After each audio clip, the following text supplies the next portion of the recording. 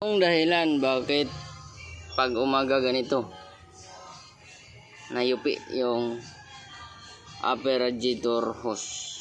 Pag ganyan ang problema tuwing umaga,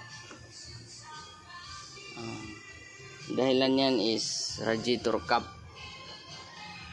or ito barado yung hose papuntang reservoir. Pero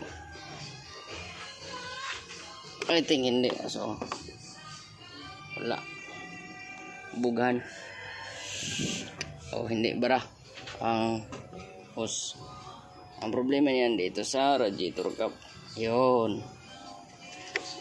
So itong valve na to, tingnan natin kung yun, grabe ang dumi,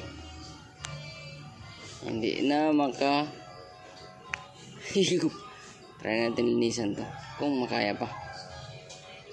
Radiator cap ang problema.